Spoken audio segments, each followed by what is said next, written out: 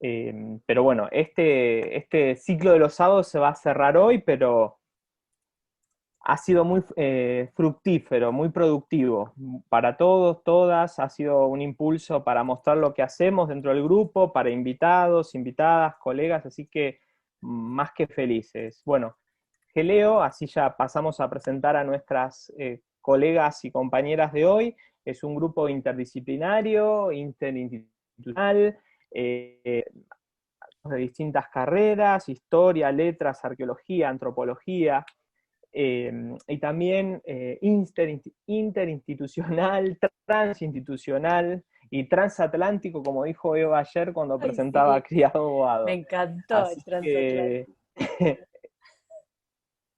Universidad de Buenos Aires, la Universidad Nacional de Córdoba, Universidad Nacional de La Plata, Universidad Nacional de Jujuy, de CONICET, de Argentina y ahora de Brasil también. Así que más que felices. Yo me callo, le cedo la palabra acá a la colega y amiga Silvana Yomaja, que va a presentar a dos cosas muy felices por tenerlas hoy en lo personal, así que y en nombre del grupo, muy más que felices. Muchas gracias. Gracias, Rodri. Bueno, bienvenidos, bienvenidas. Tal cual, muy contenta, en lo personal, muy contenta por este cierre, por el mujeraje y por la temática. Así que lo celebro y les cuento porque esto es más que nada para enmarcar eh, lo que las chicas nos van a contar. Me parece importante que las conozcan. Carolina Velosa Ferreira y Victoria Celeste Romero. Carolina viene de Brasil, nos acompaña desde Brasil, desde la Universidad de Sao Paulo, es magíster y actualmente doctoranda en el, ahí lo anoté acá, Laboratorio de Antiguo Oriente Próximo de la Facultad de Filosofía, Letras y Ciencias Humanas de la Universidad de Sao Paulo. Y Victoria Celeste Romero es profesora en Historia por la Facultad de Filosofía y Humanidades de la Universidad Nacional de Córdoba, adscripta en la Cátedra de Historia Antigua General y actualmente también doctoranda en la carrera de Historia. Ambas han hecho investigaciones, participan de proyectos de investigación de distintas estancias en el extranjero y nos van a contar un poquito sobre iconografía, patrones sociales y performance rituales en tumbas egipcias del Reino Nuevo. Una se va para Marna, la otra se va para Deir el Medina. Así que cuando quieran, todo suyo. Un gusto y muchas gracias. Muchas gracias, Silvana. No sé, Caro, si arrancás vos o yo. Por Te mim, tanto pregunto. o que for melhor para vocês. Eu agradeço muito a todos e a todas. O que você prefere, Vitória? Que eu fale ou que você fale? Como vos quieras, si preferís el orden cronológico, seguimos una vieja tradición o como vos quieras. Tudo bem. Então, se você quiser começar, pode começar. Não tem problema. Eu Bueno, começo. bueno, comienzo yo. Bueno, primero quería agradecer a este espacio y la invitación, que en primer lugar iba a ir para otro tema que había sido solicitado, pero finalmente vamos a exponer el proyecto que nació este año junto con la pandemia, así que esperemos que traiga sus frutos más adelante. Bueno, ustedes me avisan si se ve. Les voy a compartir pantalla completa. Sí, ya se Ahí está está. viendo, ¿eh? Bueno, muchas gracias. Bien, como comenté recién, este proyecto se enmarca en el proyecto de tesis doctoral en Historia por la Universidad Nacional de Córdoba. Como siempre, ya es un tema que he trabajado previamente, el periodo marniano. No es algo, no me puedo salir de allí, sigo con esa temática. Y en esta oportunidad, precisamente el objeto de estudio que me ocupa en este proyecto son las mesas de ofrenda, que es un tipo de representación que ha sido fuertemente estudiado para otros periodos de Egipto, digamos, sobre todo Reino Antiguo y Reino Medio, pero particularmente para el caso marniano no ha sido muy trabajado, para el Reino Nuevo en general tampoco, y me parece que bueno, era necesario por lo menos plantearnos algunas cuestiones respecto a ese vacío en la historiografía de Amarna. Bien, algunos propósitos de esta charla no pretende ser o ahondar técnicamente en cosas, sino plantear de forma general justamente esta temática, y quería iniciar con hacer una breve contextualización del periodo de Amarna, sobre todo qué implica el periodo amarniano, ¿no? Si es solamente nos centramos en la conformación de la ciudad o lo miramos como un proceso un poco más amplio. En este sentido, cómo podemos entender la ofrenda en distintos contextos en Amarna, porque como ya vamos a ver, esta representación se encuentra, es un artefacto por un lado, ¿no? Una mesa de ofrendas es una mesa que tiene existencia, que ya como les voy a mostrar en algunas imágenes, es un artefacto, un objeto sumamente, digamos, presente sobre todo en los ámbitos funerarios, pero también está en otros soportes, por ejemplo en la decoración de las paredes de las tumbas, en caso más que me ocupa en el proyecto. Y en este sentido, bueno, poder hablar de espacios funerarios, que yo había puesto privados, pero la otra vez en las jornadas surgió justamente esa distinción, si podemos hablar de espacios privados cuando hablamos de tumba de funcionarios, teniendo en cuenta que las tumbas son concesiones hechas por el Estado, ¿no? Entonces allí también hay un dilema que plantear, que estuvo bueno que se diera en esa conversación. Después estas representaciones también en espacios públicos, lo que yo llamo espacios públicos que tienen amplio acceso, como por ejemplo, como vamos a ver, la estela de demarcación, y espacio público, semipúblico en los templos, ¿no? Está discutido quiénes eran quienes asistían al culto en los templos de Amarna. Y por último, poder ver aquellos rituales en torno a la mesa de ofrendas, ¿no? Tanto en la representación iconográfica como hay un trabajo que ahonda sobre qué información nos provee la misma mesa de ofrendas como artefacto, ¿no? También te porta iconografía en su materialidad. Bien, como planteaba, en primer término está bueno definir qué son las mesas de ofrenda, y allí hay un ejemplo de periodo tardío, y en este sentido quería hacer referencia a que es un icono recurrente del Egipto faraónico desde las primeras dinastías, que evidentemente sufrió un proceso de estilización en cuanto a su representación, y porta claramente, digamos, distintas características según su inscripción espacio-temporal. No es lo mismo la representación de una mesa de ofrendas del principio de la primera dinastía que en el periodo amarniano, o el Reino Medio, o el periodo tardío, que también continuó siendo un icono recurrente. Como les había planteado antes, son las mesas de ofrendas de artefactos hallados en diferentes espacios, muy ligados al culto funerario, en las tumbas, pero también presentes en los templos funerarios, y también como iconografía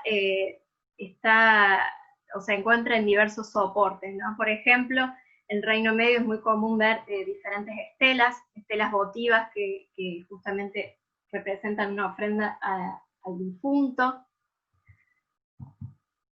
¿Y qué representan esas mesas de ofrendas, ¿no? Fundamentalmente, como la mayoría ha planteado, que forma parte del equipamiento necesario para el difunto en el más allá, ¿no? Para que ese difunto pueda, de alguna manera, continuar su camino en el más allá. Hay una autora que yo voy a citar, que es un trabajo muy actual, de 2020, que es Esmeralda Lundius. Ella plantea que las mesas de ofrendas no constituían un vínculo entre la esfera viva y la espiritual, entre los muertos, proporcionando alimento al difunto, mientras que su tamaño, forma, material y ubicación indicaban el estatus social de sus usuarios y sus portadores. La mayoría se pueden encontrar en tumbas, como había dicho, cerca de las falsas puertas, o las estatuas que representaban a los miembros de la élite. Están hechas de numerosos materiales y hay ejemplos de diversas formas y tamaños según el contexto y el periodo de tiempo. Por ejemplo, en esta primera representación, que es extractada del texto de O'Neill, que trabaja la mesa de ofrendas, es un ejemplo de un sello cilindro que porta, ¿no?, la imagen de una mesa de ofrendas junto con quien recibe esas ofrendas. En cuanto a su iconografía, siempre, generalmente, la mesa de ofrendas involucra el artefacto mesa, y frente con distintos objetos y alimentos, y frente a ella una persona que está recibiendo esas ofrendas. Pero también, muchas veces, en otras representaciones, hay alguien que está realizando esa ofrenda, que generalmente son familiares de ese difunto. Este es un ejemplo ya del Reino Medio, ¿no? Es un cambio, básicamente la idea, podríamos decir, es la misma. El difunto está sentado sobre esa mesa de ofrendas recibiendo esas ofrendas, pero estilísticamente podemos distinguir otros objetos, podemos distinguir, por ejemplo, la cabeza de ganado, la pata, flores. Es muy común, después vamos a ver en Amarna también los objetos de flores. Y esta es una mesa de ofrendas que está en el Brooklyn Museum, que está disponible en la página web, y tiene la particularidad que es, digamos, del 2008-1630 a.C., pero que en época tardía fue, de nuevo, digamos, se le realizó una inscripción. Alguien, digamos, quiso, por decirlo de alguna manera, formar parte de ese soporte, y hizo una inscripción tardía. A ver. Bien. Este es otro caso de los que estudia Lundio, sobre todo ella del Reino Medio, estudia el Reino Medio, y aquí es un claro ejemplo de lo que ella plantea la mesa de ofrendas. Su tesis o su hipótesis es que representa un paisaje ritual en sí misma, como artefacto. Y ella plantea que fundamentalmente las formas y cómo está realizada es para verter agua, ¿no? Un proceso de purificación y uno de los rituales que se hace con esa mesa de ofrenda.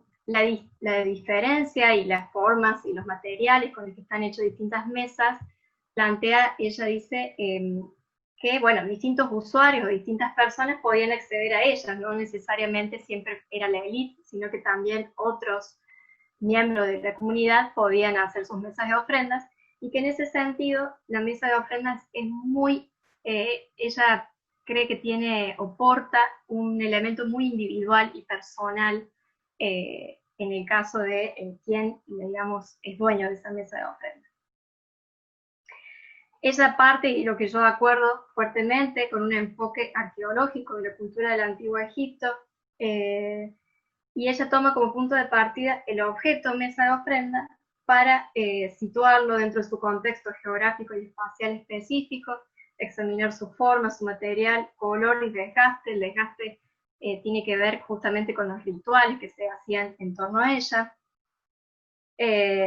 planteando, bueno, un enfoque antropológico que conectaría el uso y la apariencia de este artefacto con su supuesto contexto espacial y ritual, que a la vez, digamos, nos podría dar cuenta o dar algunas pistas sobre el significado para que tenían estas mesas para las personas que la usaron y habitaron ese objeto. En ese sentido, ella plantea que los distintos contextos en los que podemos encontrar dan forma y dan temas a esas mesas de ofrendas, y creo que para la parte iconográfica podríamos pensar lo mismo.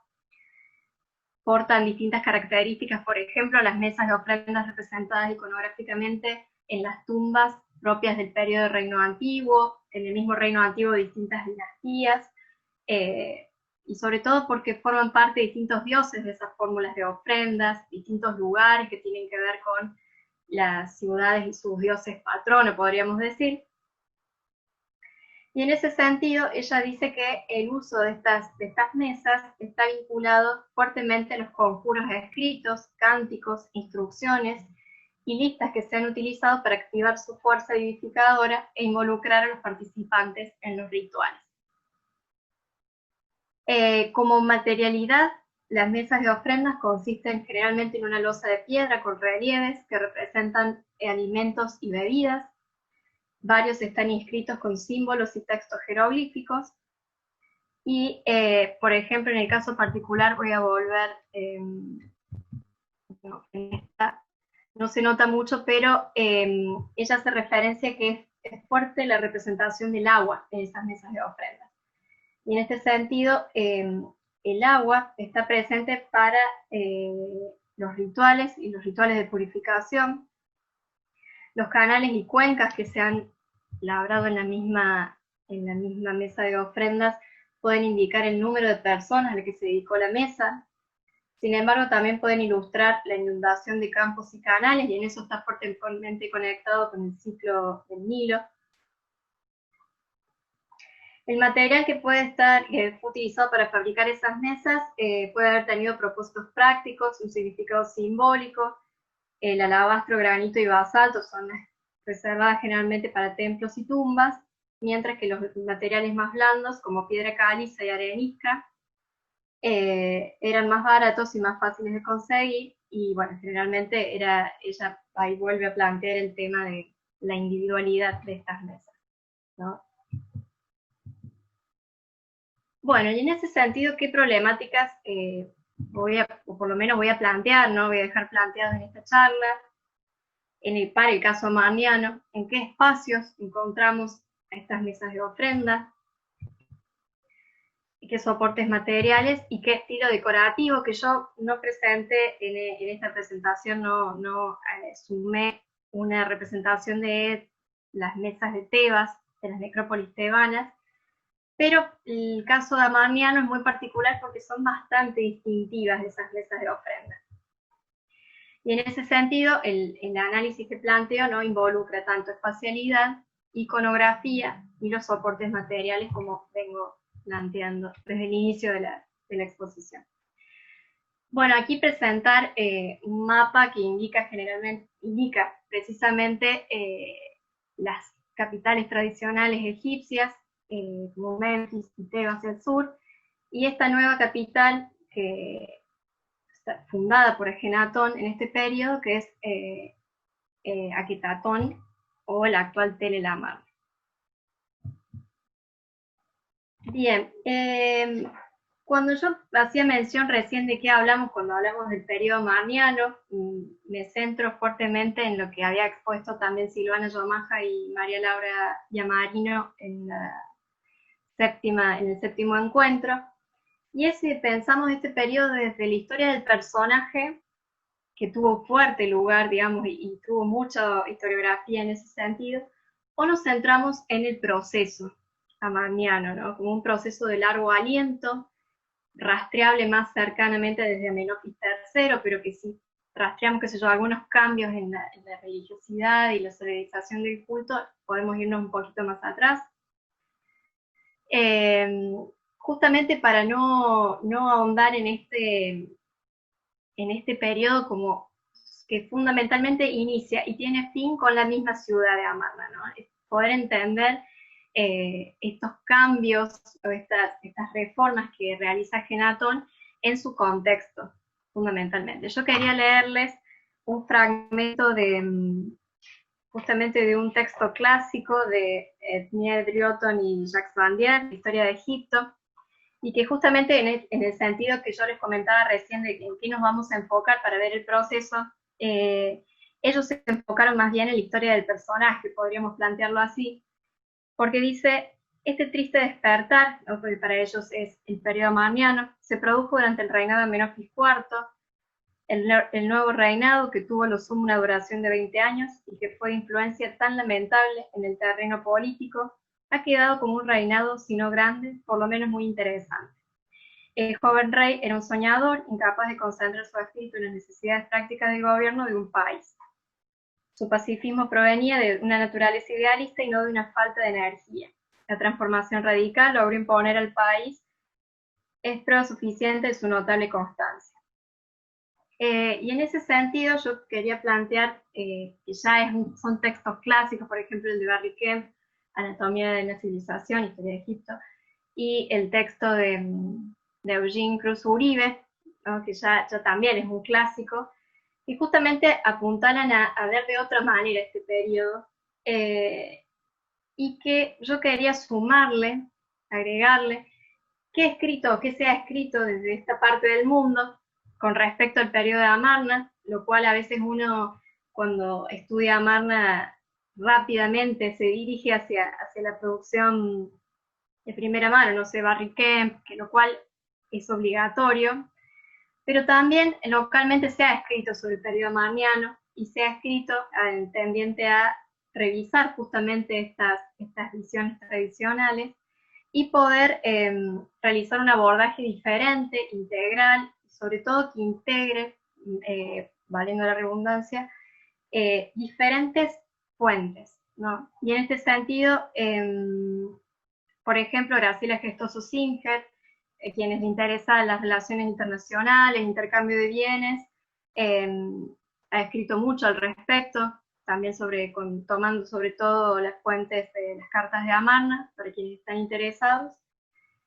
Silvana Yomaja, que está aquí presente, también, digamos, su tesis de licenciatura y su tesis doctoral redundan y tratan sobre el periodo amarniano, y justamente desde un abordaje integral de la historia del sentido y de estas objetivaciones culturales de Jan Assmann, que plantea, intenta dar cuenta justamente de este largo aliento del proceso de Amarna, y sobre todo poder revisar sobre todo el periodo post-amarniano, ¿no? Que también tiene reminiscencias de Amarna. También Laura Yamarino, que ya expuso junto con Silvana, justamente intenta poder desvincularnos de este microcosmos y salirnos un poco de ese periodo de Amarna y poder revisar qué otras problemáticas o qué otros programas estatales se llevan a cabo en otras capitales tradicionales, como también lo fue Tebas y Memphis. Bien, con respecto a este es el mapa de la ciudad de Amarna, ya me voy acercando a las tumbas, no se preocupen. La disputa por el control del capital simbólico con Tebas, que fue como uno de los puntapiés principales del proyecto de creación de esta nueva ciudad capital, se manifestó en tres acciones, ¿no? Un intento de instaurar el culto de Dios Sol a Atón en Karnak, lo cual eso está fuertemente documentado, el traslado de la capital del imperio a un nuevo sitio, y la práctica de la damnatio memoria respecto al culto amonial. Barry Kemp se pregunta, ¿esto es un monoteísmo? No, él plantea justamente un paralelismo con el cristianismo, en el sentido de alguien que no supiese nada del cristianismo y observa una iglesia y todos sus signos, su iconografía, quedaría un poco perdido de si es un monoteísmo o no. Entonces, en ese sentido, Barry Kemp intenta como también despejar un poco esa categoría o esa etiqueta que rápidamente se le ha impuesto a este periodo, y justamente analizando junto con Anne Stevens los restos de la cultura material, puede dar cuenta que había cultos a otros dioses en Amarna, ¿no?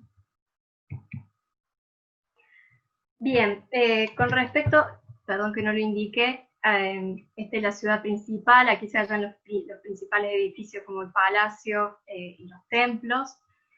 Yo me voy a centrar en dos sectores que son las tumbas norte y las tumbas sur. Voy a tomar algunos de los difuntos, digamos, algunas de las tumbas de estos funcionarios de Amarna, sobre todo para revisar lo que inicialmente me propuse, que es la representación de la mesa de ofrenda. Bueno, acá hay algunos de los principales funcionarios, sobre todo en el sector de las tumbas norte. Hay más tumbas, estas son solo algunas. Y vamos a empezar por por este personaje, que es propietario de la tumba Amarniana 4, como fue catalogada, que es la tumba de Merira I, primero. Este señor es un supremo sacerdote de Atón en el templo de Atón en Ajetatón, y portador del abanico a la derecha del rey, canciller real, compañero único, amigo del rey. Lo que quiero referir, o esos dos colores, hacen referencia a que estos funcionarios de Amarna, que concentran muchas funciones, son pocos y van a formar parte de esa nueva capital como funcionarios. Concentra tanto, por ejemplo, en este personaje y en otros que vamos a ver, funciones religiosas como funciones que más tienen que ver con un cargo civil, ¿no? Con un cargo más bien político y no tan apegado al culto. Bueno, en este caso tiene varios cargos que están asociados a esas dos funcionalidades dentro del Estado. Me voy a centrar en un sector de esa tumba. Bien. La tumba de Merira I, me voy a centrar exclusivamente en el sector, perdón que no lo había marcado, no sé por qué no salió este sector, donde están las columnas. En algunas tumbas de Amarna portan columnas, no sigue una tipología de formato como las tebanas, que generalmente son en forma de T. Las tumbas amarnanas tienen como varias formas. La mayoría de ellas porta columnas, otras no, y tengamos en cuenta un dato que es, la mayoría están sin terminar, y tampoco se han encontrado las momias o los cuerpos, los sarcófagos de estos funcionarios. Probablemente que ya han sido, bueno, varios de ellos también se enterraron en otro sitio, que eso después se ve en el proceso post-amarniano, pero otros también pueden haber sido robados en la misma antigüedad. Bien. Aquí me quería centrar en esta representación que, aunque se ve muy chiquito, es el camino que hace Ajenatón, ¿no? Desde el palacio hacia el templo, que el templo es uno de los lugares más importantes en relativo a la mesa de ofrendas, porque en el caso amarniano, como ya vamos a ver más adelante, tiene muchísimas mesas de ofrenda. Barry Ken plantea que Ajenatón ha tenido una obsesión en cuanto a representar y construir mesas de ofrendas en la ciudad de Amarna. Y por otro lado, allí, cuando ya el faraón y su familia llegaron al templo, que está representado en este sector, se puede ver justamente, este es el templo, y está lleno, todas estas representaciones son mesas de ofrenda. Hay mesas de ofrendas mucho más grandes, mesas de ofrenda más chicas, pero está lleno de representaciones de mesas de ofrendas. Y fundamental acá, la figura del rey, generalmente siempre acompañado de Nefertiti, y algo que bueno, como esto es inicial, me preocupa también es que Nefertiti también generalmente, no siempre, pero también tiene su mesa de ofrendas que está más ligado a representaciones florales, a buques de flores, pero ella también tiene su mesa de ofrendas, y Ajenatón la suya. Discúlpenme que no puedo usar el cursor. Acá está. Eso. Como vamos a ver en la imagen que sigue, acá también hay una peculiaridad de representación de este Atón, que porta como una especie, pareciera como un collar, ¿no? Y que emana rayos. Esta es la iconografía principal de Atón, que desemboca en el Ang, que es el dador de vida, en la cara, en la nariz y la boca del faraón. Y toca, podemos ver que toca toda la mesa de ofrendas estos rayos. Bien. Después aquí hay otro funcionario que es Panegesi, que como también el que vimos, Merira que vimos recién, tiene como ese doble carácter sus funciones en Amarna, el jefe servidor de Atón, en el templo de Atón en Ajetatón, servidor del Señor de las Dos Tierras, segundo sacerdote del Señor de las Dos Tierras, Ra, amigo íntimo del rey, superintendente del granero de Atón. Ya ahí son como unas funciones un poco más ligadas a lo económico, y superintendente de los bueyes de Atón, ministro del rey del norte. Esa es la tumba, que en lo cual no dije, pero están extraídas estos planos de Porter y Moss. Y vamos a revisar el vestíbulo, ¿no? Algo que es muy propio de Amarna son las representaciones de la escena de recompensa, de que el faraón realiza, digamos, recompensa al funcionario por sus labores en el Estado, ¿no? Generalmente todo tiene toda una parafernalia grandiosa, ¿no? Es un momento donde Ajenatón y Nefertiti salen como del balcón de palacio, le dan no solo el collar específico, sino también una serie de objetos, elementos suntuosos que después pasan a componer, se supone, las propiedades de ese funcionario, pero que dan cuenta de la magnificencia y cómo ese Estado es dador de esos materiales, de esos elementos.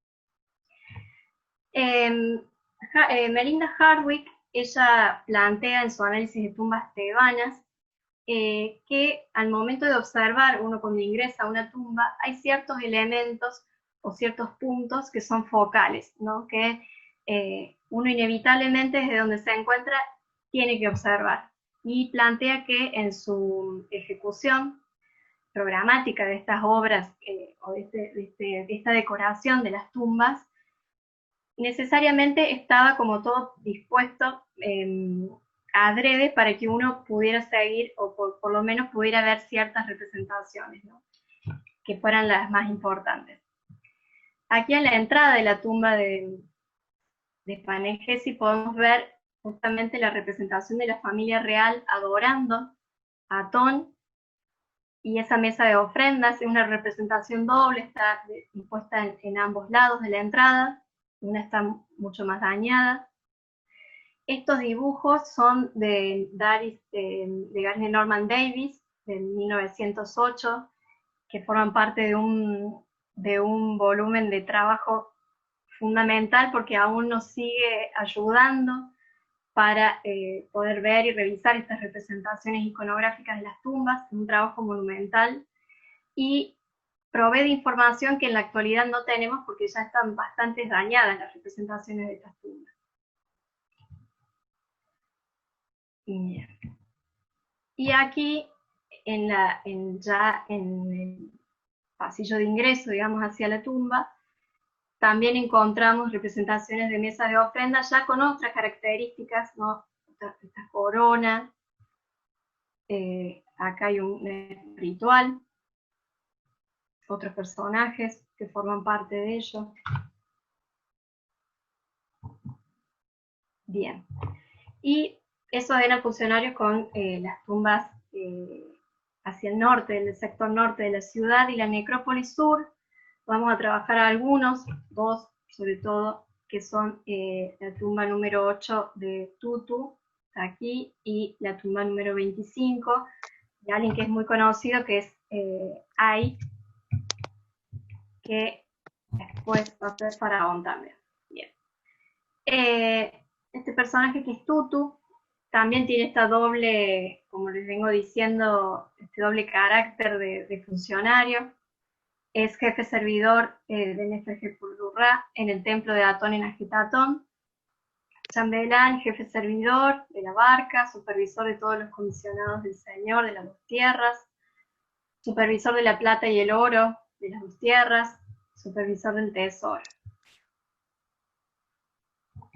Bien, esta es una tumba que tiene muchas columnas, y ya también en el pasillo de ingreso, cerca de la escena de recompensa, esto también es como algo bastante común, que esté cerca de la representación de esta mesa cuando se va a representar la escena de recompensa. Aquí también encontramos, está dañado justo los rostros de Nefertiti y Ajenatón. Y aquí también encontramos una mesa de ofrendas diferente. Algo particular es que generalmente son muy distintos los soportes de esa mesa. Generalmente siempre tienen estas ofrendas encendidas, estos sacrificios. Y aquí en la parte inferior tenemos al funcionario, a Tutu, ¿no? Frente a distintos tipos de oraciones, ¿no? A veces también se representaba el himno a Atón. Y la tumba de Ay, que como dije antes, después va a ser faraón. Dentro de este gran periodo, si lo vemos procesualmente, periodo marniano, también tiene una función fuertemente religiosa, padre divino, y portador del abanico a la derecha del rey, escriba actuante del rey, supervisor de todos los caballos de su majestad, compañero, cabeza de los compañeros del rey. Esta es la entrada de la tumba. Estas fotos son de Silvana Yomaja, que muchas gracias por cederlas para poder hacer la presentación. Y bueno, este es una representación 3D de un sector de la tumba. Y ya aquí también en la entrada misma tenemos la representación de la familia real ofreciendo ofrendas al dios. Y al frente a la figura de Ay y su esposa frente al himno a Atón, ¿no? Y también cerca, a la vueltita podríamos decir, escena de recompensa del funcionario. Aquí hay fotografías del estado actual del monumento, ¿no? Allí están en posición, digamos, de alabanza, de rezo. Y bueno, con respecto a, quería hablar brevemente de otros soportes. No solamente en las tumbas podemos encontrar las mesas de ofrenda, que sería lo más común porque tienen que ver fuertemente, está relacionado con esa necesidad de equipar al difunto en el más allá y los rituales para ello. En el caso marniano tenemos una serie de estelas de demarcación o estelas fronterizas que delinean la ciudad, ¿no? En los riscos de una especie de montaña, no se haya enmarcada la ciudad, y fueron esculpidos en la roca viva. Ahí justamente la foto intenta mostrar la monumentalidad de estas estelas, y que no solamente portaban texto, sino también iconografía, y también, como ven aquí, estatuas asociadas. Lo cual a mí no ha sido muy trabajado en cuanto a lo ritual, o el carácter ritual de estos monumentos, pero a mí sí me interesa revisar eso, sobre todo por la iconografía que porta y el texto también. Y además, generalmente se lo ha tomado, la historiografía lo ha tomado a este monumento como un documento histórico, porque nos permite fechar dos proclamaciones que realiza Ajenatón, la primera en el año 5 y la segunda en el 6, y después con agregados en el año 8, que nos ayudan, digamos, a revisar esta planificación de lo urbano en la Marna, ¿no? Lo cual también es otra faceta de estudio para el caso marniano. Aquí está una reconstrucción de la estela N, está en el texto de Barriquem. No todas portan mesa de ofrenda, la mayoría sí, pero también está la situación que están ofreciendo, se están alabando los cartuchos, las estelas de cartuchos del faraón. Aquí podemos ver la reconstrucción de estas estatuas, que son también de la familia real. Otra cosa que permite fechar estos, más allá de la que portan, dicen, la inscripción dice la fecha, también nos habla de cómo se va sumando gente o cómo van naciendo las hijas de Akenatón, ¿no?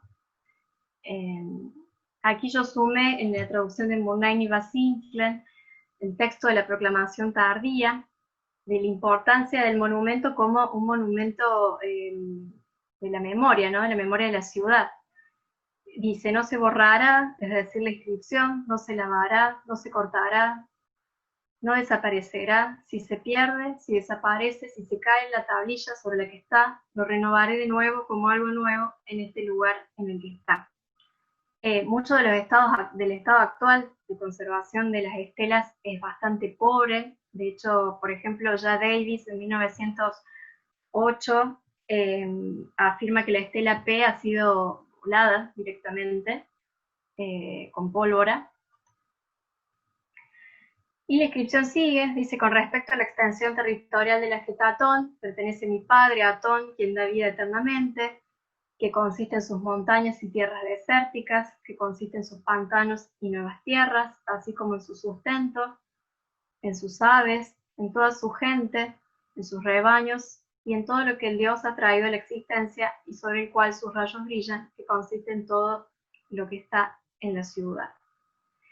A diferencia de la estela, no traje la inscripción de la proclamación temprana, pero en la proclamación temprana hace referencia claramente de qué ofrendas hace Ajenatón en esa inauguración, podríamos decir, o en ese ritual. Pero aquí no hace una clara alusión a una ofrenda, pero da la pauta de que está ofrendando todo, ¿no? Lo que ha creado el Dios, ¿no? Todo el pueblo, toda la comunidad, con su materialidad completa, su geografía. Bien, con respecto a lo que les comentaba hace un ratito sobre esta obsesión de las mesas de ofrenda, esta es una reconstrucción 3D del templo de Atón, y más o menos ese sería el aspecto que hubiera tenido esas mesas de ofrenda, ¿no? Un aspecto clásico, podríamos decir, una reconstrucción, y que habla más de 900 mesas de ofrenda, solo en este templo. En el templo menor también tenía mesas de ofrenda. Barriquem arriesga que, bueno, tiene que ver con una obsesión de mostrar un estado fuerte, un estado dador de objetos. También hay diferentes estudios sobre las ofrendas y su significado conspicuo, ¿no? Su significado en cuanto a un uso especial y no por necesidad, podríamos decir, respecto a la alimentación, sino que está fuertemente ligado al mundo simbólico de esa comunidad. Bien, y por último, no sé si fue muy rápido, pero por último quería dejar planteado algunas premisas o algunas lecturas que tengo al respecto, y que tiene que ver cómo pensamos a las mesas de ofrenda en Amarna, ¿no? Por ejemplo, Lundius nos da, como decía yo antes, esta forma de pensarlas como paisajes rituales, ¿no? Donde la mesa de ofrendas contiene no solo los objetos necesarios para los rituales, sino también un aspecto de la naturaleza propia, el agua, el río, la vegetación. También pensar que estas mesas de ofrendas en Amarna están ligadas ineludiblemente, inevitablemente, a la adoración de Atón, que Atón es quien lidera o es el ícono que está presente en todas las representaciones en esta ciudad, y también a la familia real, ¿no? Como intermediaria exclusiva entre el dios y el difunto, en este caso. Después también interpretar esos monumentos de Amarna como un conjunto programático, y en ese sentido Meyers, en su tesis de 1981, que estudia las tumbas, en ese momento planteaba que no había un estudio exhaustivo que conjugara todos los monumentos, sino solamente por separado, o no tenía mucha importancia. Y ella plantea que hay que verla, y como vimos recién en cuanto a la consonancia de las representaciones, es un conjunto programático, tiene otras características muy diferentes a la narrativa de las tumbas tebanas. Aún no así, diría yo, por ejemplo, la mesa de ofrenda es un icono que perdura, pero está refuncionalizado, está revisado, con otros agentes interviniendo en su efectivización, digamos, ritual. Y por último, el Martin Fitzgerald en 2008 planteaba que esta representación de la familia real tan obsesiva, podríamos decir, o presente en todas las tumbas de Amarna, tiene que ver con un reemplazo de aquellas escenas de los ancestros difuntos, la típica bien del Reino Medio, donde los familiares del difunto están representados llevando ofrendas de ese difunto para que pueda subsistir en el, digamos, forjar su camino en el más allá. En este caso, esa representación está mediada exclusivamente por Atón y la familia real. Y bueno, por último quería decir, esta imagen que puse aquí es un fragmento de mesa de ofrendas de Amarna, que particularmente yo, de verdad, estuve explorando otras mesas, pero particularmente yo no vi ninguna que tuviera una mano que la está sosteniendo. Pero bueno. Y muchas gracias. Y aquí finaliza mi presentación. Muchas gracias, Vicky. Muy interesante. Ahora vamos a ver qué nos cuenta Carolina para después poder hacer las preguntas, ¿no? Y los comentarios, los aportes. Muchísimas gracias. Caro, cuando vos quieras. Vou compartilhar minha tela aqui também. Sí. Yo Yo te digo cuando se ve.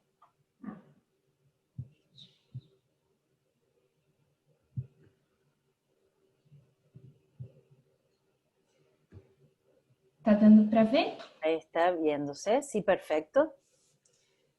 Olá, gente, eu agradeço muito pela oportunidade de estar aqui. Eu sou Carolina Velosa, eu venho do laboratório do Antigo Oriente Próximo, na Universidade de São Paulo. Agradeço aqui ao professor Marcelo Rede, professor Carlos Gonçalves, que são nossos diretores.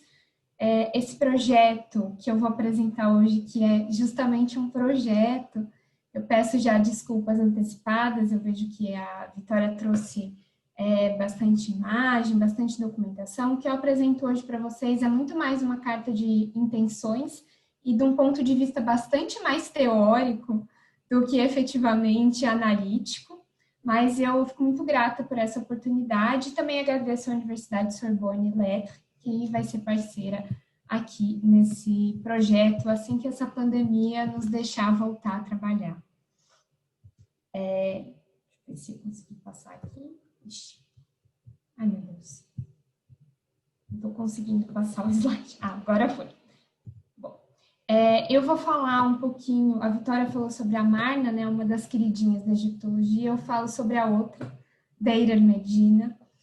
Vou falar um pouco para vocês hoje sobre o que vai ser esse meu projeto de doutorado, sobretudo do ponto de vista dessas questões que eu coloco aqui.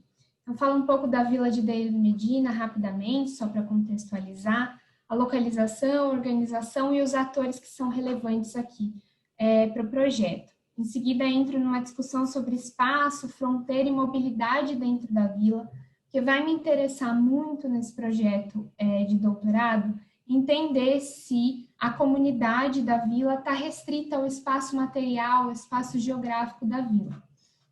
E aí me pergunto, então, onde está a comunidade e qual é a possível ligação entre os trabalhadores anexos da vila, conhecidos pelo termo egípcio Semedete, e os trabalhadores das tumbas.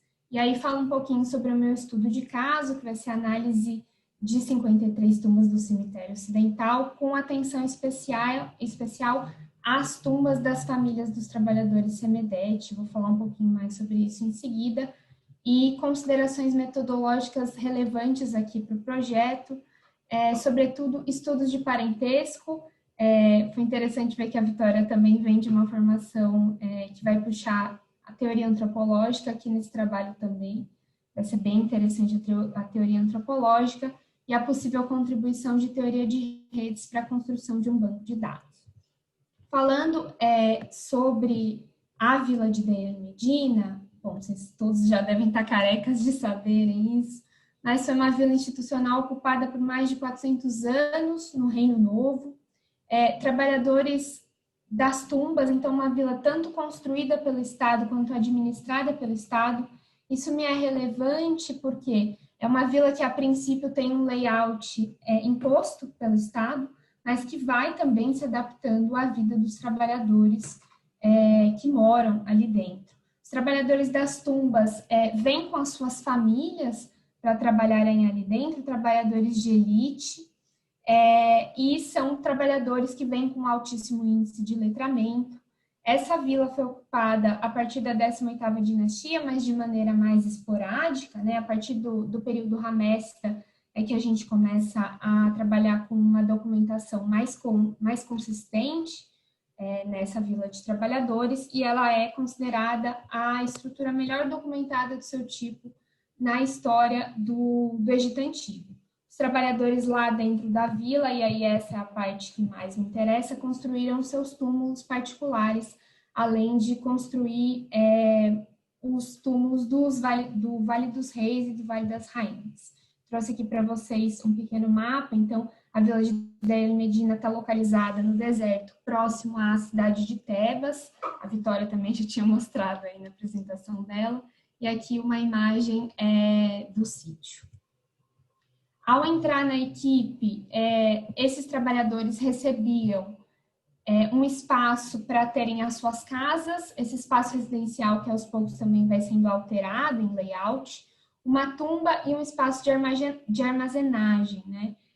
Essa vila estava dividida em trabalhadores no lado esquerdo e no lado direito, cada um desses lados sendo liderado pelos seus líderes, escribas. E aí, estou dizendo isso porque os trabalhadores também se apresentavam, entre aspas, em subgrupos de carreiras especializadas. Então, aqueles que eram os desenhistas, os escultores, os cortadores de pedra, esse sendo a base mais baixa aí na hierarquia. Isso vai ser interessante porque quando eu for falar lá dos outros atores que são relevantes para a minha pesquisa, os trabalhadores anexos, a mesma coisa vai poder ser observada entre esses trabalhadores.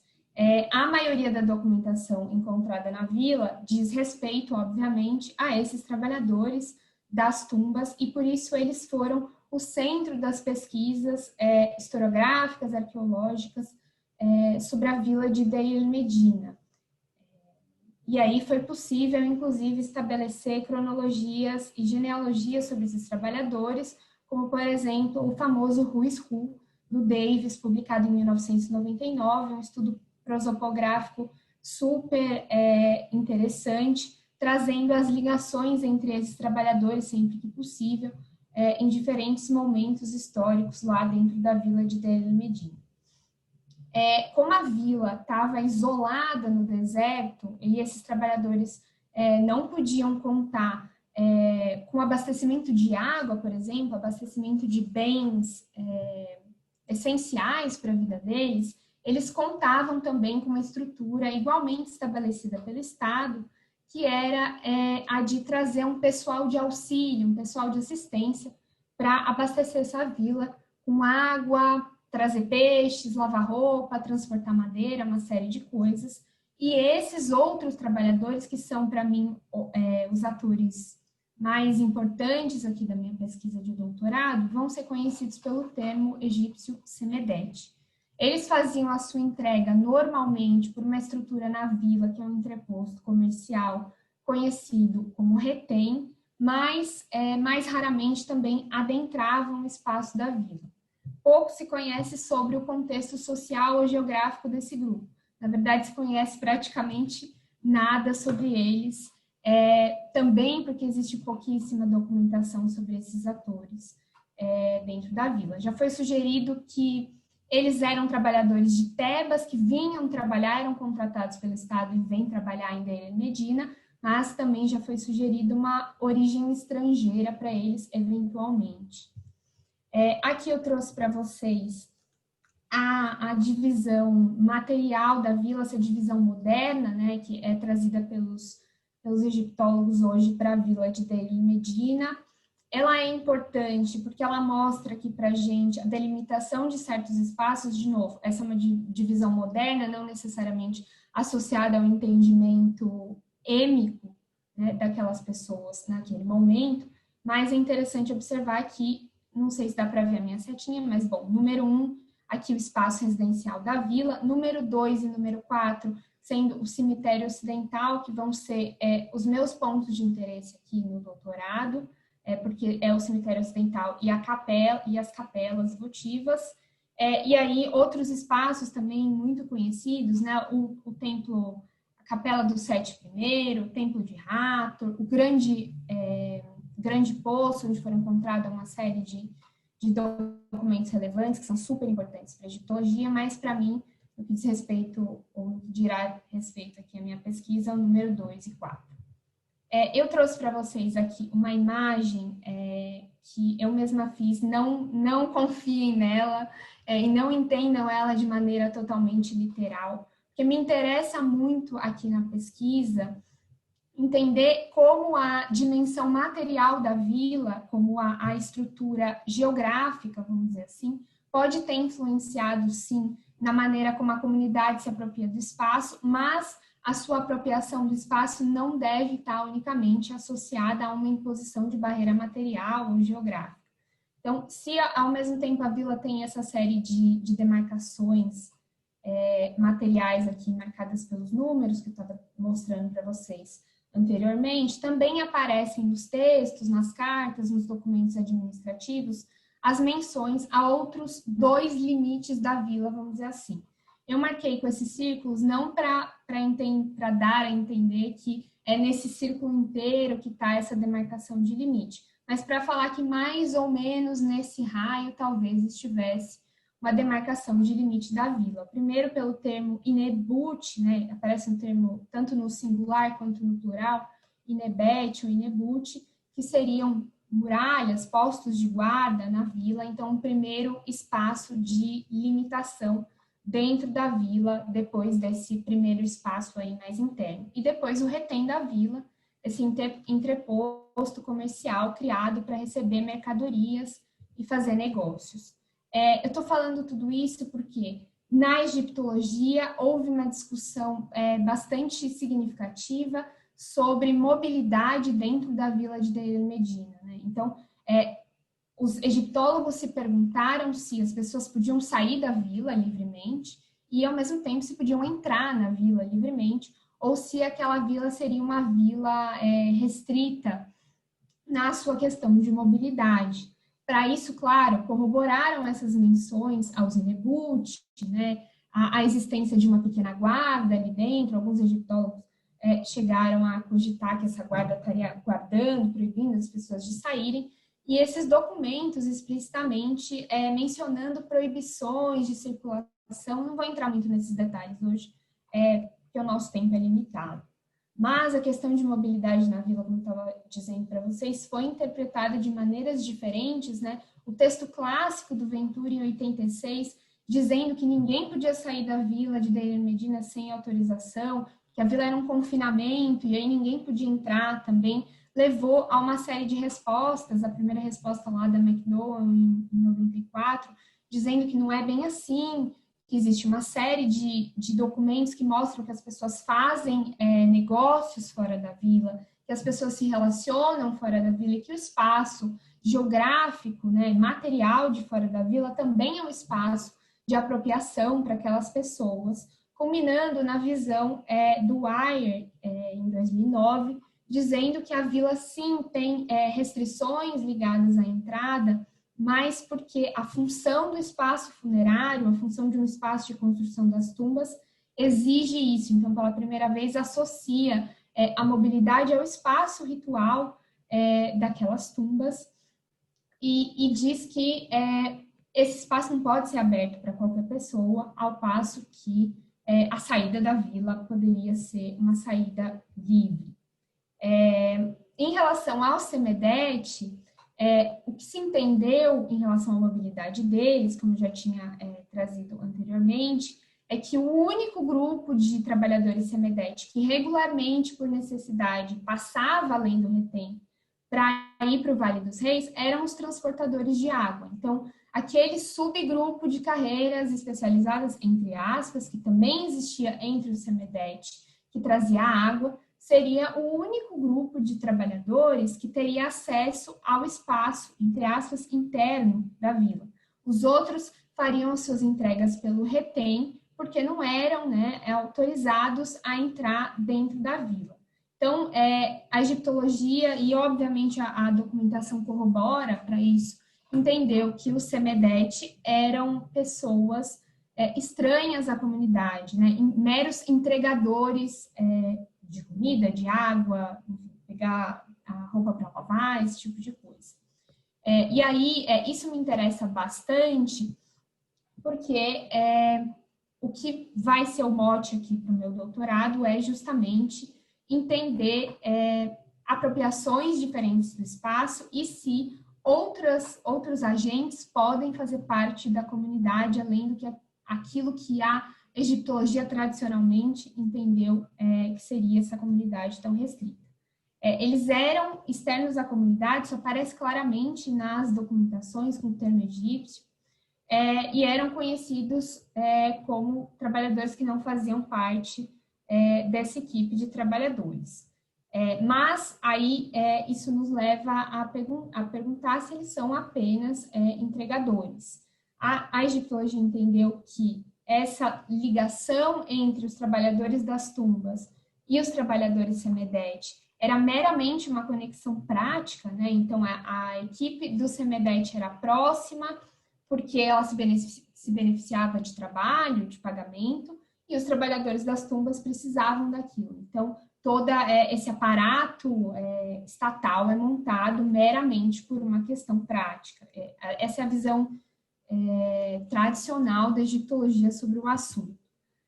Mas, recentemente, num estudo de 2018, publicado pela Gabler, Gabler, é uma professora da Universidade de Basel, ela começou a questionar isso num estudo prosopográfico que ela fez. Claro, o mote do estudo dela não é esse especificamente, o que me interessou foi esse, e começou a trazer aqui para a gente, dizendo que os trabalhadores, alguns dos trabalhadores Semedete, ela fala em 10% dos trabalhadores Semedete, podem ter se originado em famílias da vila, ou seja, podem ser filhos de trabalhadores das tumbas, e aí isso derrubaria um pouco essa visão tradicional da egiptologia e essa distinção entre os trabalhadores das tumbas e os trabalhadores anexos, que a princípio foi vista como uma distinção muito clara e muito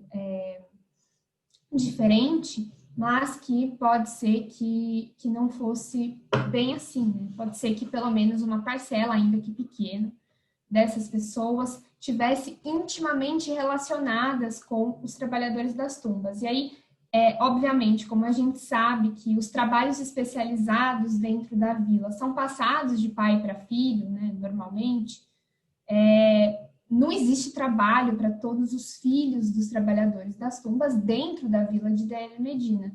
Inevitavelmente, se a família tem mais de um filho, vai ter que deixar a vila, vai ter que procurar trabalho em Tebas ou em outro lugar, porque ali dentro essas crianças não vão conseguir ficar.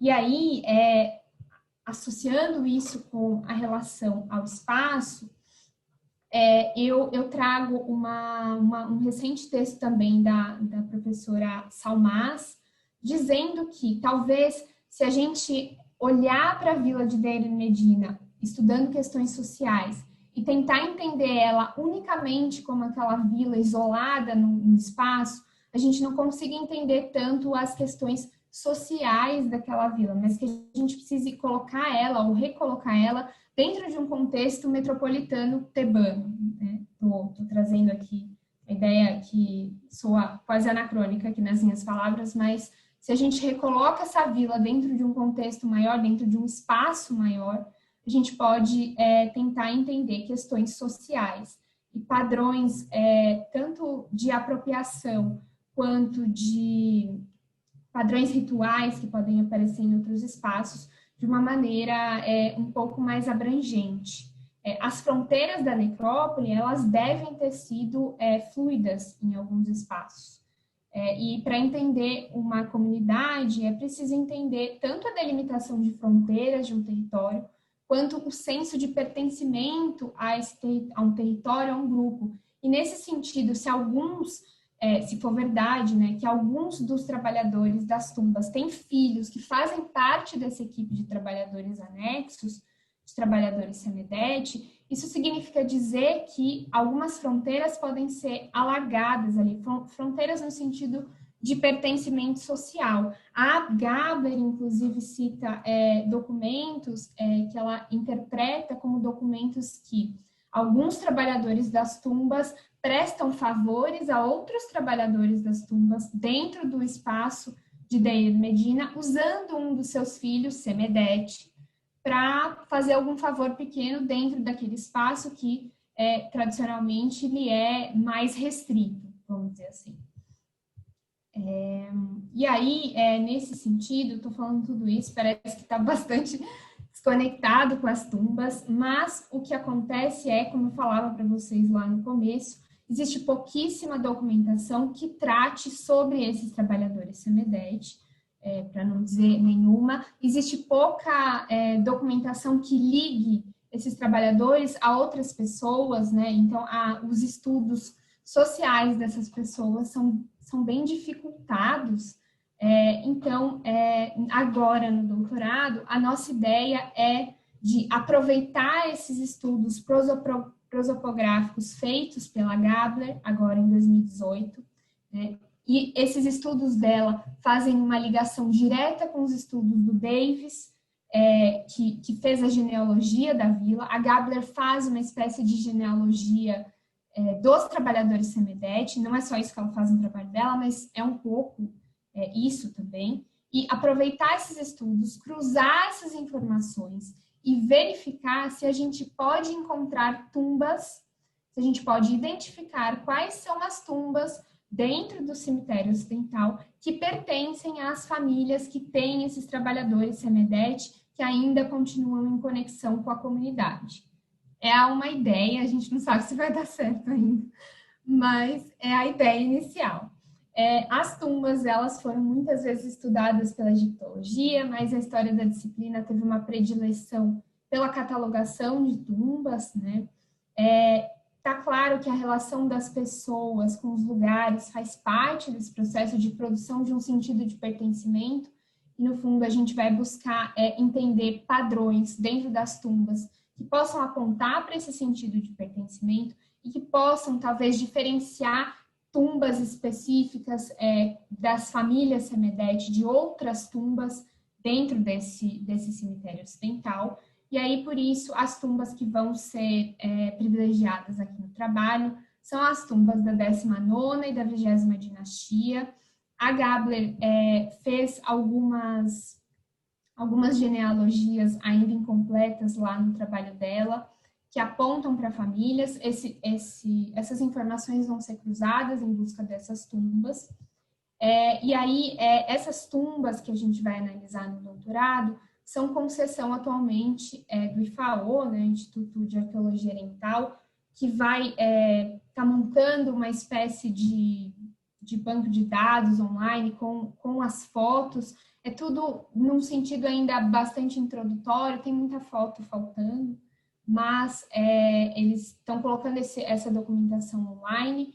E também o outro grande compêndio, vamos dizer assim, dessa documentação que existe é o lançado pelo Griffith Institute, e também vai fazer parte aqui da documentação.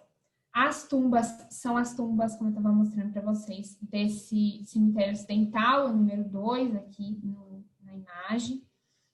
Aqui um plano, o plano que o IFAO disponibiliza, a casa do IFAO está até aqui. E aí, eu falo um pouco sobre os aportes teóricos que inspiram essa pesquisa. Como eu estava falando para vocês, a egiptologia e a antropologia são divorciadas, ou talvez nunca se casaram, se não gostam muito, tem uma certa relutância de trabalhar uma com a outra, mas existe um movimento aí recente, nas últimas décadas, de reconciliação dos trabalhos egiptológicos e dos trabalhos antropológicos, que, aliás, têm muito a ganhar existindo juntos.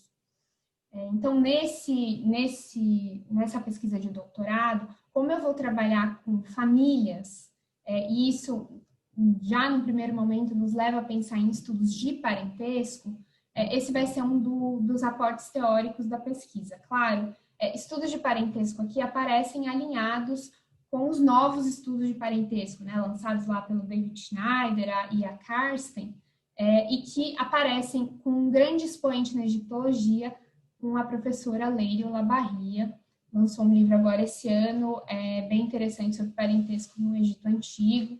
Ela analisa estelas do Reino Médio, mas os apontamentos que ela traz aqui podem ser interessantes para outros estudos de parentesco na egiptologia.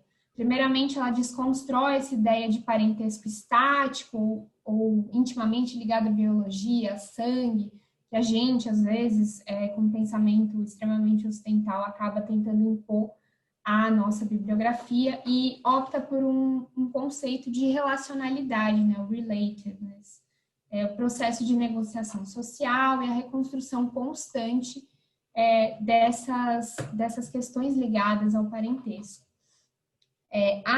A Olabarria, ela traz uma questão muito interessante no estudo dela, que vai me ser muito cara aqui no doutorado, que é olhar para o parentesco não especificamente pelo que ele é, não dizer parentesco é quando alguém pare alguém, é alguém que tem o mesmo sangue que alguém. Ela diz, não, vamos olhar para o parentesco pelo que ele faz, até porque nenhuma documentação egípcia foi criada para dizer para a gente o que é parentesco, e quando a gente está trabalhando com uma relação que a gente acha que é parentesco, né, no meu caso, um filho de um trabalhador das tumbas, a gente tem que olhar muito mais para tentar se aproximar de uma visão êmica, né, e tentar não impor, a princípio, essa visão aos egípcios. Então, ela sugere que a gente olhe o que o parentesco faz e não o que o parentesco é. Ela dá, de acordo com a documentação dela aqui, os grupos de parentesco, eles são grupos de pessoas que vivem na mesma household, pessoas que são representadas juntas em displays comemorativos, grupos de pessoas que funcionam como unidades econômicas, grupo de pessoas entre as quais um homem tem autoridade, pessoas enterradas juntas, né, e essas categorias me interessam bastante, e grupos de pessoas que têm obrigações recíprocas. Então, e aí ela usa uma metodologia que ela chama de coinografia, que também me interessa aqui, porque ela foca no grupo e não no indivíduo, numa perspectiva diacrônica, porque ela acredita que, para estudar questões ligadas a parentesco, a gente pode focar num grupo de parentesco. E para mim isso é muito importante, porque não necessariamente, e muito provavelmente, eu não vou encontrar informações exatamente sobre o Semedete, eu vou encontrar informações sobre os seus grupos de parentesco.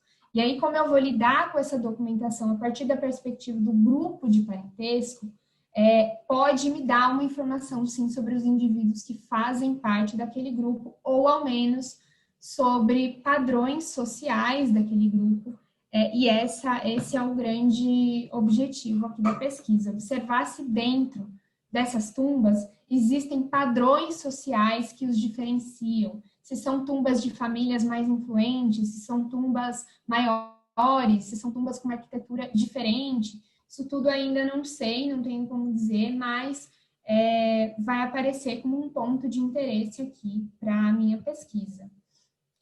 Nesse sentido, se for possível achar tudo isso, que a pesquisa parece bastante... está querendo muita coisa, vamos ver se quando começar a pesquisar vai ser assim de fato. A gente também vai tentar aplicar uma perspectiva de redes e observar, por exemplo, se os chefes das famílias são pessoas mais bem relacionadas dentro da comunidade. Será que tem a ver com isso, essa pessoa ter a influência, ter o poder de colocar um dos seus filhos para trabalhar em contato com a comunidade, ou será que não? Será que a gente está pensando isso a princípio, mas não é assim, né? Então, talvez seja possível aplicar também uma metodologia ligada à teoria das redes, também bastante em voga agora nos estudos de ciências sociais. E aí, para isso, a gente vai tentar construir um banco de dados com essas 53 tumbas do cemitério ocidental. Ainda não existe nenhum banco de dados sobre as tumbas do cemitério ocidental de Deir el-Medina. O professor Cedric Gobel, lá do Museu de Turim, está construindo as tumbas em 3D ainda. Eu pretendo aproveitar um pouco dessa documentação que o professor vai construir para verificar se a gente consegue localizar, por exemplo, ferramentas que possam ter sido encontradas dentro das tumbas, algum tipo de iconografia que seja interessante de analisar, mas o ponto de interesse vai ser tanto analisar iconografia quanto texto, prestando atenção às menções, às pessoas que estão sendo mencionadas ali dentro da tumba. Tudo isso entendendo que a documentação tem vários problemas, as tumbas são reocupadas muitas vezes, né? Então, são tumbas que eram de uma pessoa, são passadas para outra. Isso pode ser feito dentro da mesma linhagem, da mesma família, mas pode não ser feito. Então, a gente ainda vai se deparar com uma série de dificuldades em relação a isso. E a documentação nem sempre foi documentada, isso daqui saiu daqui, aquilo ali saiu dali, fora as próprias questões de degradação normal da documentação que a gente vai enfrentar ali. De todo modo, a gente vai tentar juntar dados sobre tamanho, forma, decoração e textos, prestando atenção a essas citações de família. A gente sabe que no decoro das tumbas, muitas vezes vai aparecer o nome da esposa e o nome de alguns filhos. Não necessariamente esses filhos que a gente está buscando ali vão aparecer, mas se a gente conseguir cruzar os dados da Gabler e do Davis e encontrar essas tumbas, talvez a gente consiga olhar para padrões sociais, independentemente de encontrar especificamente o fulaninho ali. Claro, nem todas as tumbas vão ser TT1, né? Tumba do Senedjen, super decorada, super estudada, mas a gente vai olhar para isso com o maior carinho possível. E aí a gente vai tentar estabelecer essas relações entre os chefes de família também, os chefes da household, sempre que possível, e fazer esse tipo de pergunta, né? As tumbas são maiores, tem mais decoração, citam mais membros familiares, mesmo que não sejam só esses membros Semedete, tem mais conexões na comunidade, isso apontando para a questão das redes. Vamos olhar também para ferramenta e outros materiais funerários que forem possíveis ali. Isso tudo acho que vai sendo ainda delimitado conforme o trabalho for avançando. Eu não estou tão bem delimitada quanto a Vitória, que já escolheu ali as mesas de oferenda, mas acredito que da próxima vez que eu vier aqui, eu já vou estar com um trabalho um pouco mais avançado. E vamos prestar uma atenção especial às estelas também das capelas, porque são documentos interessantes, porque ao mesmo tempo trazem a visão tradicional, o decoro, mas também alguma individualidade, e por isso foram ali muito aproveitadas pela Leire Olavarria no trabalho dela. Por hora, é isso que eu tenho para dizer para vocês. Não tenho nenhum tipo de documentação para apresentar, só as minhas melhores intenções de encontrar algum tipo de padrão para trazer para vocês da próxima vez. Muito obrigada pela atenção. Muchas gracias, Caro. Muchas gracias, Carolina. Muy interesante. Eu não sei como para de compartilhar. Ahí está, perfecto. Buenísimo, muchísimas gracias. Muy, muy lindas las propuestas en los distintos estados de avance e interpelación a las fuentes. Me parece que da cuenta justamente de eso, ¿no? De cómo se puede ir contando, no siempre resultados y temas cerrados, sino las preguntas, las intervenciones que se pueden ir haciendo, uno, ¿no? Cuando está en el proceso de de la pesquisa, justamente, para precisamente mostrar cómo es el proceso de interpelación y de dialogar con las fuentes. Eso me parece que es un aporte muy valioso y que en algún punto epistemológicamente se ha descartado, ¿no? Por priorizar esto de siempre dar resultados, a dónde llego, a dónde voy llegando. Entonces, me parece que es muy interesante estas propuestas que han presentado ambas, acerca de cómo ir objetivando un estudio y cómo es posible entablar un determinado diálogo con la documentación, con los soportes textuales, icónicos, bueno, y las decisiones procedimentales que cada uno toma, ¿no? Y se los agradezco. Abrimos el espacio para dudas, preguntas, si quieren nos pueden ir escribiendo, acá hay yo les leo el chat, hay unas felicitaciones por traer a Desertó para pensar el tema de la apropiación. Creo que vos, Carolina, habías citado o hecho una referencia de Michel Desertó, así que ahí está el agradecimiento. Y bueno, quien quiera hacer las preguntas, la pueden habilitar el micrófono o escribirlo en el chat. Este momento es para ello.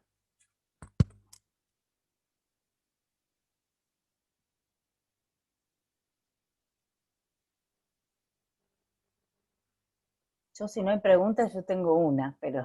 Yo primero quiero agradecerles a las dos, ¿no? Así como nuestro grupo, bueno, Geleo, interdisciplinario, vuelvo a agradecer, lo hice al inicio y lo hago ahora, y muy contento con ambas presentaciones que van a llegar a buen puerto por el camino, muy contento y muy feliz por este diálogo también con países vecinos, hermanos. Así que gracias.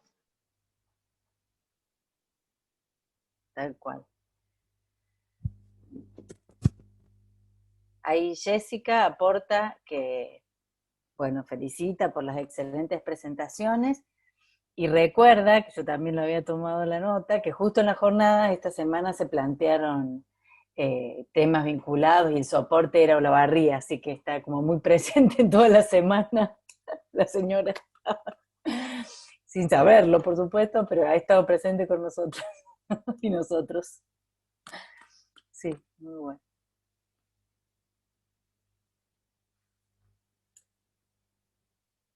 Yo no sé si han sido tan claras en sus interpelaciones. A ver, acá hay una pregunta. Sí, que me empezaron como a entrar de pronto rápido. ¿Cuáles son las primeras representaciones de mesas de ofrenda? ¿De qué época son? ¿En qué reinado o dinastía?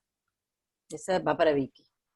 Bueno, yo justamente la imagen que mostré en una de las diapositivas era una de las primeras mesas de ofrenda en un sello cilindro de la primera dinastía. Y es con una representación muy técnicamente, podríamos decir, sencilla. La mesa, con unos pancitos pareciera que tuviera encima, y la persona que la está recibiendo, que es una señora, una mujer, pues se le nota el cabello largo, que es quien está recibiendo esa ofrenda. Previamente no sé, antes de Primera Dinastía, pero ya de Primera Dinastía sí hay representaciones ya. Y de allí en adelante, con muchísimos cambios, que es lo que yo planteaba, tiene que ver mucho con la inscripción espacio-temporal.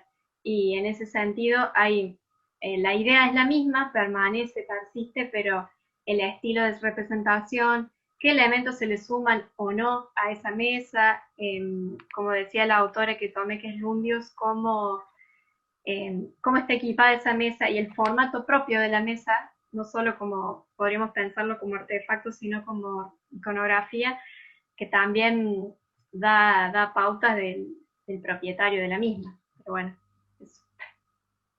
Bueno, y quería decir que yo dije que desde esta parte del mundo también se escribe sobre Amarna, que también Carolina y Brasil tienen un fuerte camino sobre el estudio de Amarna.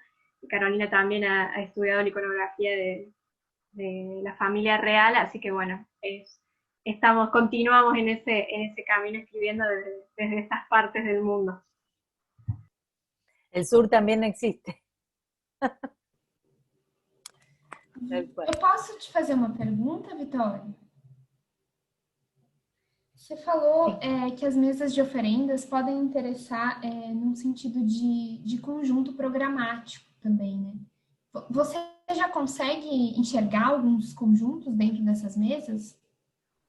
Mesas, en el museo que yo presenté, hay fragmentos de mesas como artefacto. Para mí, yo estoy re loca con ese tema. Encontré ayer un artículo de un conservador que había encontrado una mesa de ofrendas que era muy parecida, o sea, no tiene que ver con la geografía, pero es muy similar a las dispuestas en la iconografía de Amarna, ¿no? Porque las iconografías tienen un formato, podríamos decir, que en lo artefacto, en lo material, es totalmente diferente, que plantea esas marcas, ¿no? Para el agua, como más para lo operativo y lo eficaz que necesita hacerse con esa mesa de ofrenda. Así que no, artefactos no, yo no tengo ese dato, pero sí iconográficamente está hiper representado con diferentes formas. Parece una mesita como un cajoncito, a veces tiene como espacios huecos en el medio, otras parecen más como la del Reino Medio, que tienen como un soporte y solo un pie, una base, que ahí yo lo asocio más porque se relaciona más con las que portan Nefertiti, a diferencia de Ajenatón, cuando ambos tienen cada uno una mesa. Lo mismo que también no puse las tebanas y me arrepiento mucho de eso, pero para compararlas, porque tiene otros agentes como mini personajes ahí también ejerciendo funciones en la mesa que nunca no tiene comparación, o es muy particular de Amarna y no está en Tebas, por ejemplo. Así que sí, estoy muy loca, ya no veo mesas por todos lados.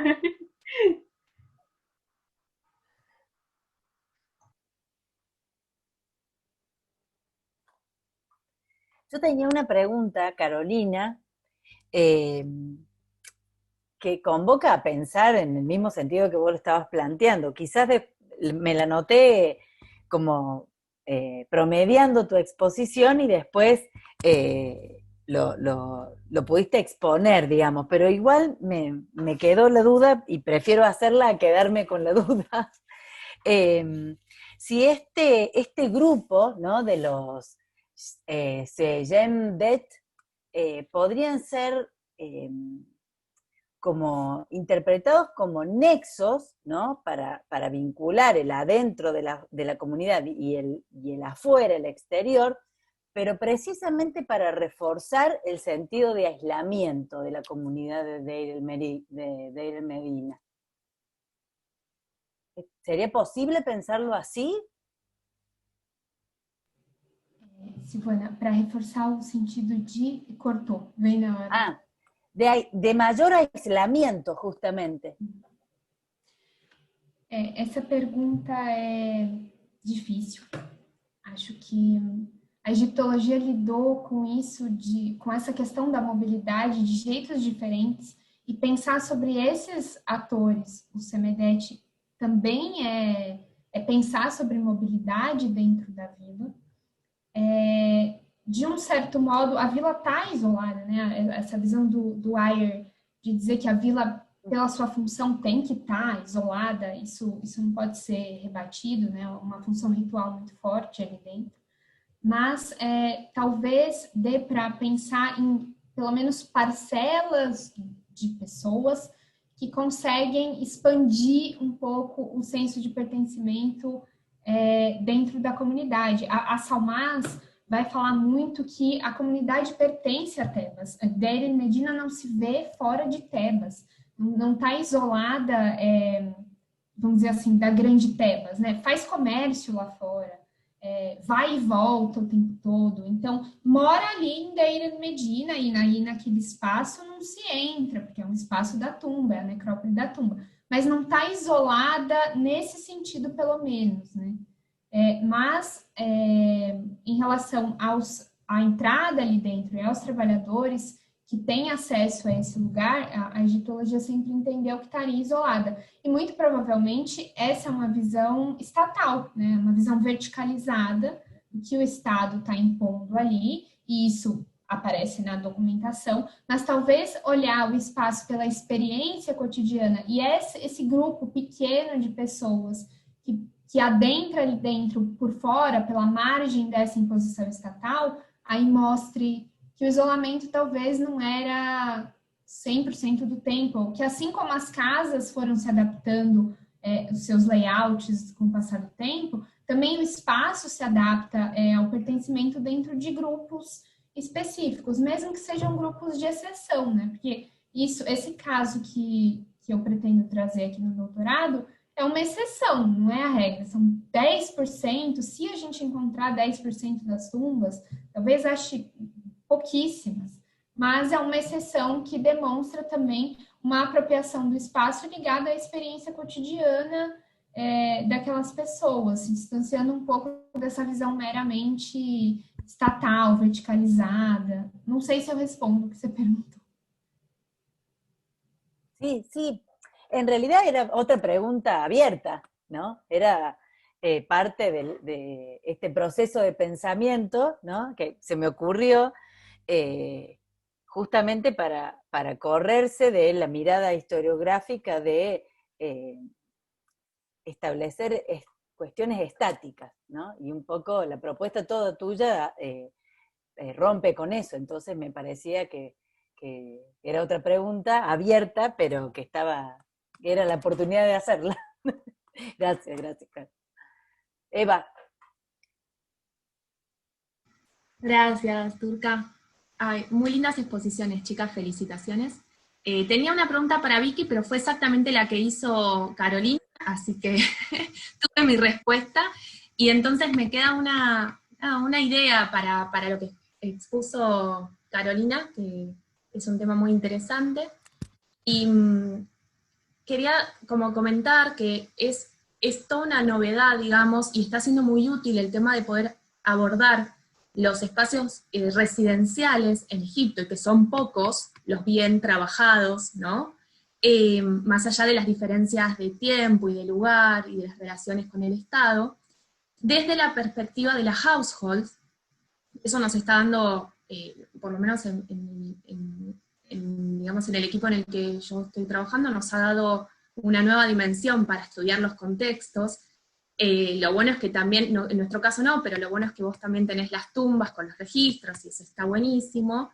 Y a la vez, creo que está muy bueno aprovechar toda digamos, la producción teórica que tenemos en Sudamérica en cuanto a las sociedades de los Andes, del parentesco como familias extensas. Empezar a pensar la idea de familias extensas en las sociedades de Oriente, que quizás no está tan publicado, tan trabajado en ese sentido, y nosotros en Sudamérica tenemos mucha producción en eso, desde conceptos bien antropológicos, ¿no? Bueno, solo esas ideas, porque me parece que el tema está muy bueno y va a abordar cuestiones que son innovadoras en ese sentido. Muito obrigada, Eva, pelos seus apontamentos. Isso com certeza faz parte do aporte teórico, mas a princípio também a gente deixa a questão aberta para pensar grupo de parentesco como possivelmente família extensa, mas talvez também como grupos de trabalho, né? A pesquisa também pode ir nesse sentido, ou outros grupos de relacionalidade. Então, a ideia de família extensa só não apareceu aqui na apresentação para que não ficasse parecendo que eu estou impondo a família extensa, que ela pode ser uma possibilidade, mas como ainda não lidei muito com a documentação, eu não sei dizer se ela é a melhor para esse momento, mas muito obrigada pelos seus apontamentos.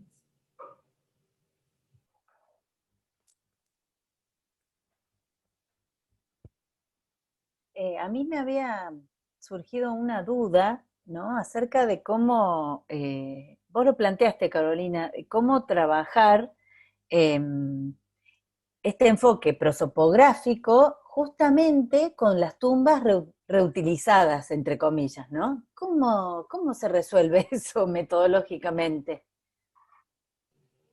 É aquele momento em que eu vou ter que dizer, não sei. No, yo tampoco, la verdad, no se me ocurre. Vai ser bem complicado trabalhar com essas tumbas reutilizadas. Eu sei que existe um histórico, é possível acessar algumas reutilizações das tumbas, né? Dentro das genealogias que foram se reapropriando daquele espaço, mas nem sempre isso vai ser possível. Sem dúvida, isso é um dos grandes desafios da pesquisa e eu ainda não sei muito bem como que a gente vai lidar com isso.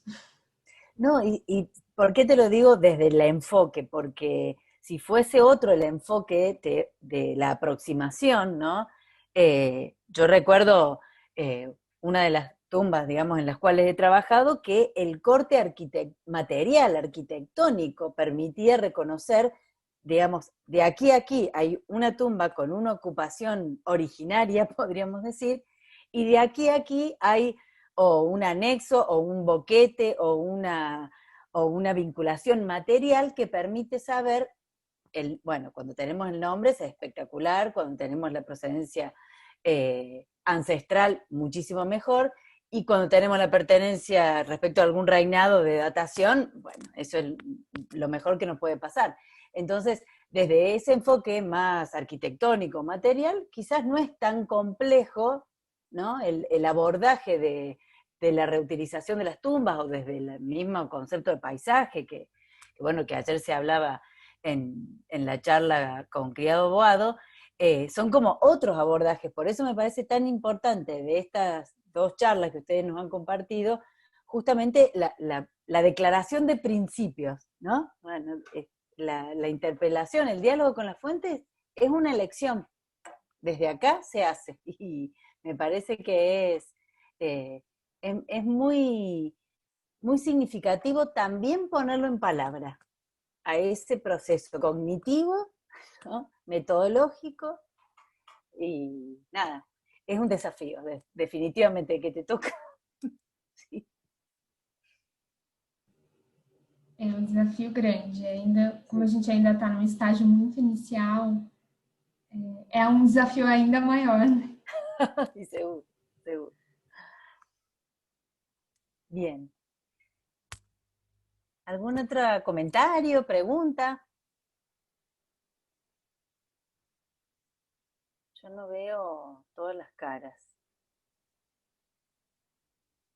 Tengo el chat abierto, pero no veo caras, por las dudas. Sino que directamente abran el micrófono. Quien pueda, por supuesto.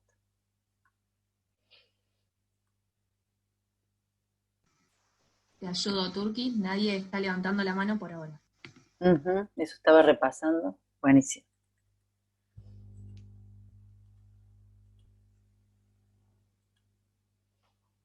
Bueno, es que han sido muy claras. Bueno. A Victoria no le hago preguntas porque se las hago en el proceso. Claro. Todos los días, nada, mentira. No seas mal. Bueno, no sé si no hay más preguntas ni comentarios, si les parece, cerramos.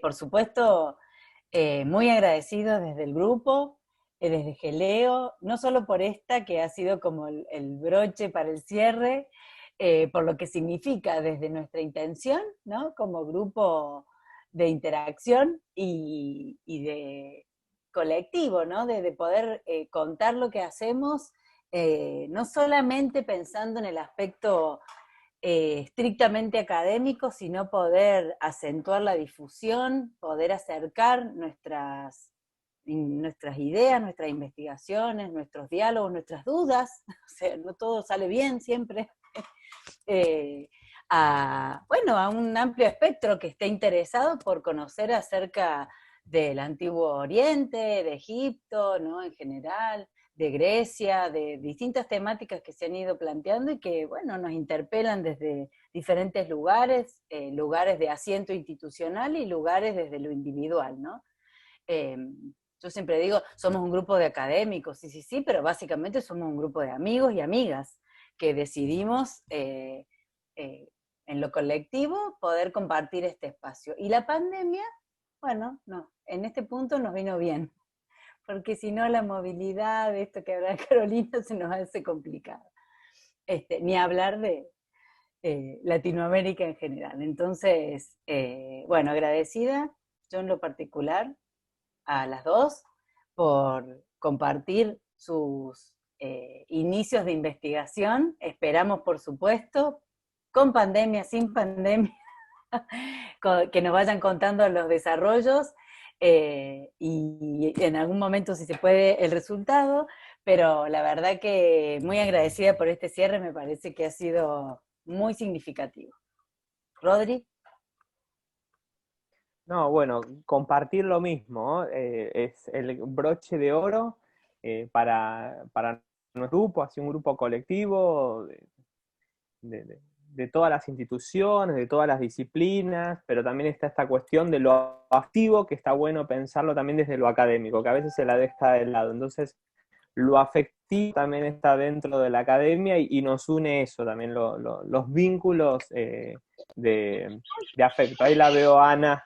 Me tuve que venir a la plaza, chicos, con el nene porque con la lluvia que no tuve más, pero quería unas palabras para Rodrigo que sin su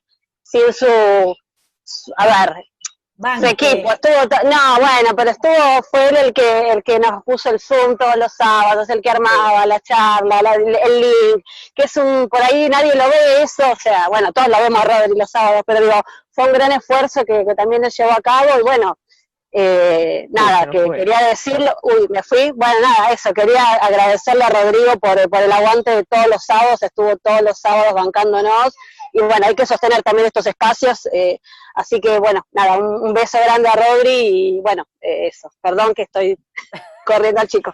Analía, la movilera, te han puesto en el chat, sabelo. Claro, soy la movilera, es la que nos perdón. Contanos qué pasa en la real realidad. Claro, en exteriores Analía nos cuenta. Bueno, muy lindo. No, bueno, gracias. Vamos a seguir, obviamente, con los encuentros de reflexión, que son más esporádicos, que hemos tenido, bueno, tuvimos la posibilidad de encontrarnos con Criado Boado, con Anita Fattori, también colega y compañera de Carolina, así que hemos con estos espacios hay que seguirlos sosteniendo. Así que muchas gracias, y bueno, gracias a las compañeras, a Silvina, a la Turca, a Eva, bueno, a Leila, que hoy no pudo estar, a Analía, que también sostuvo todo el tiempo, a Agustina, a Laura, bueno, a todas y todos que estuvieron ahí.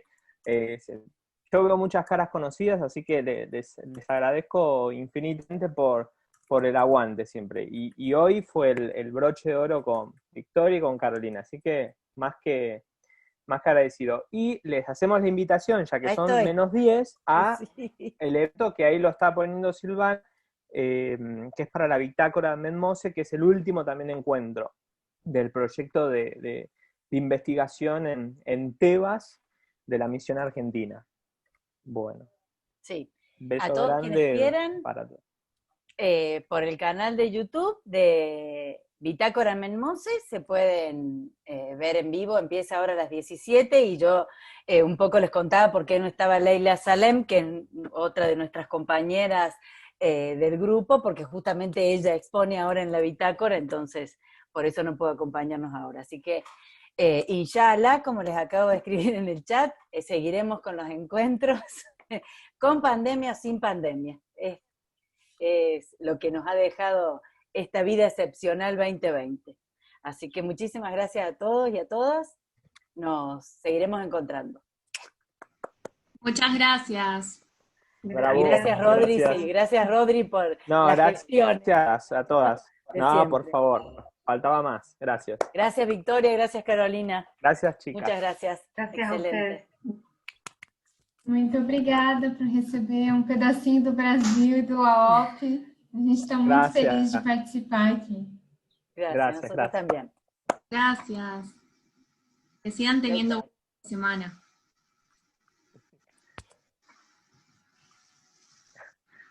A esta dice que es de González Catán, es verdad, como la canción de Sabina. Soy de González Catán. Buenísimo. Y ahí Jessica dejó el canal de YouTube para Melmose. Genial. Ahí está. Gracias, Jessy. Un beso grande. Gracias, Jessy. También banda Además, soporte. Está feo, nadie va a ir a ningún lado.